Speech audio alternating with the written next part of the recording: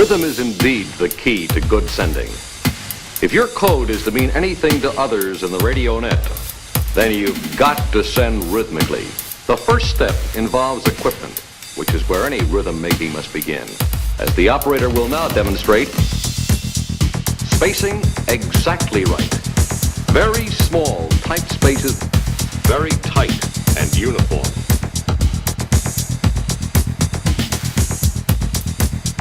All right, 4 dips, galloping like a horse in a hurry.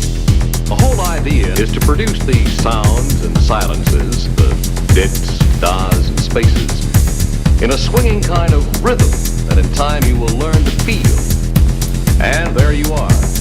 Each peak is a dit or a da. Each valley, a space. Uniform and rhythmic. This is excellent sending. Our founder and benefactor was a practical man. He reserved the shortest sound patterns the most. Mike clumps around heavy-footed. Now the beat is trickier, but still easy enough to get. Yankee rhythm every time. Juliet is a girl walking away mad, and Romeo couldn't care less. Did da, did da, did da, did. In short, the pattern gives a very special sound in our code. And you cannot send that sound simply by counting out. Charlie's different. He's always changing step. Da, did, da, did. Listen for the 3 different kinds of spacing in this phrase. And you won't get Lima merely by adding one more dit. Dit, da, dit, dit. It falls apart when you stop that way. You must send the complete sound.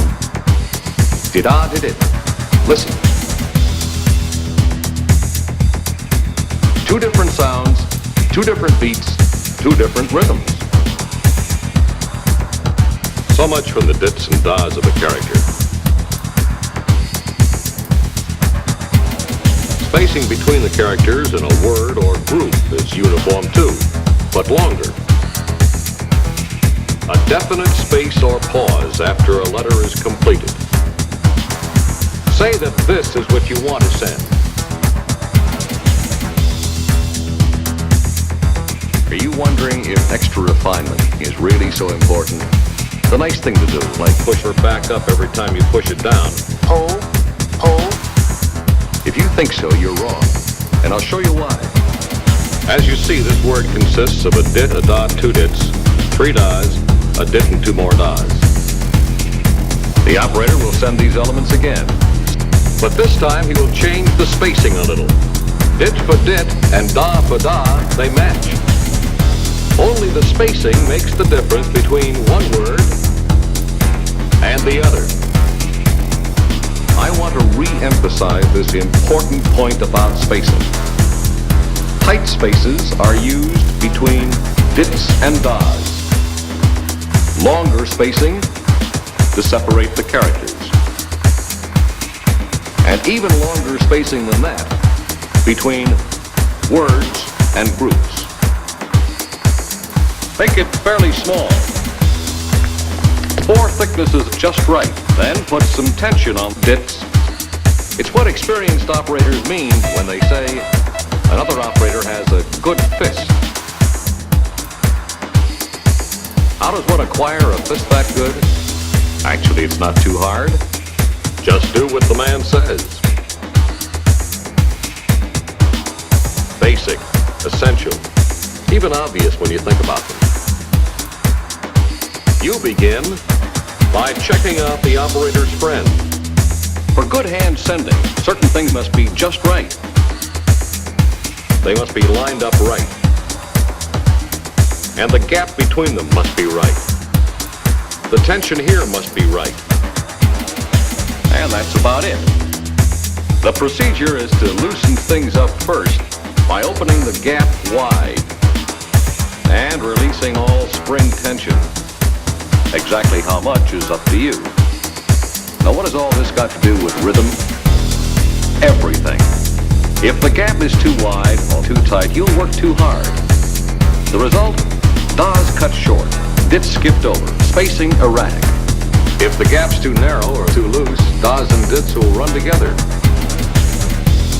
But if you're properly adjusted, you can make it sound.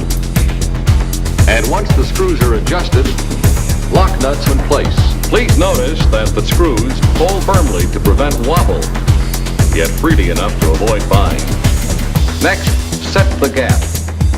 Which brings us to step 2, developing the proper technique to work.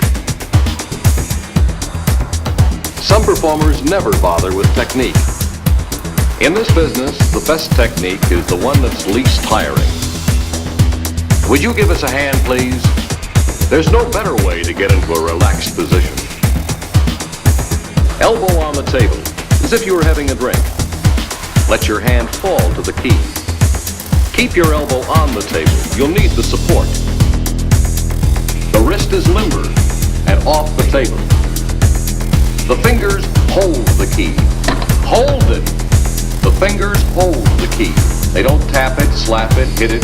They hold. Index and middle fingers on the tips overlapping the edge a little. Thumb at the side. Ring and little fingers curled under. Note that the thumb is always against the side, or should be. You see, some people have what we call hitchhiker's thumb. The point is, when your thumb's off the button, you work only your fingers with choppy results. Not to mention the strain on your hand. Movement should come from the forearm, a light movement, straight down, straight up. So basic that we mention it only to pass along a hint or two on how to practice. You learn this skill by imitation. You improve your skill by constant self-appraisal. Listen to your own tapes every chance you get. In a moment, we'll project some of that on the screen. And there you are. Each peak is a dit or a DAW. Each valley, a space. This is excellent sending. Uniform and rhythmic. What he was sending was the standard test word, Paris. And there you are.